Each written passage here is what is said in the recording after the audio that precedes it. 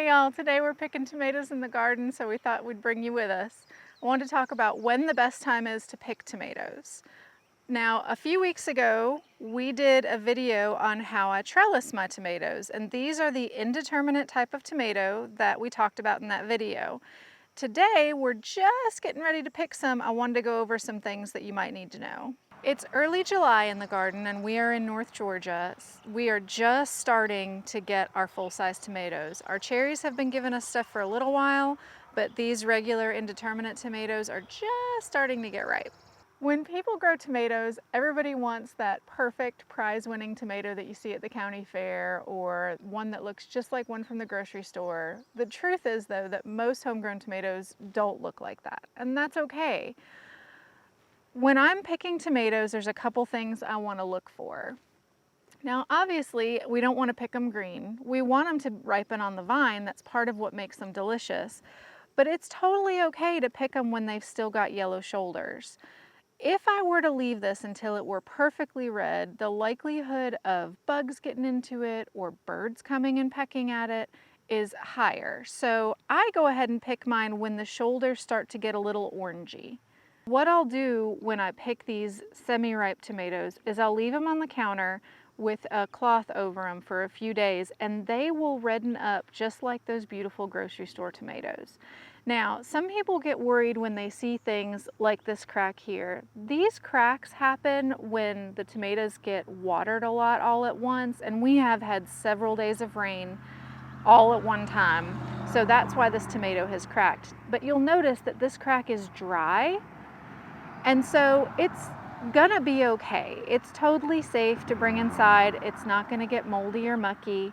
The only thing that might bother it is if fruit flies get into it. So that's why I keep them covered with a cloth. Now, there are some tomatoes that are semi-ripe that will not keep on the counter, and you're gonna need to cut them up and go ahead and use them right away. And here's an example of one of those. This one had some kind of something on the bottom of it initially, and a bug has gotten into it. So this is no longer dry. This is actually a little bit mushy here.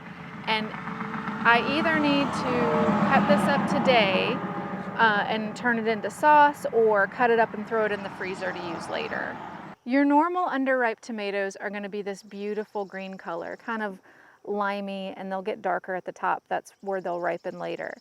If you see one that has sort of a brown hue to it, like this one, this is no good. If I were to press on this, it's slightly soft. This is, there we go.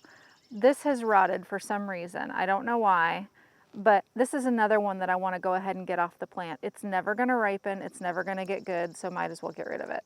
This is a great one to pick. It's really getting nice and red at the top. I'm going to go ahead and pick it, but I wanted to show you guys how.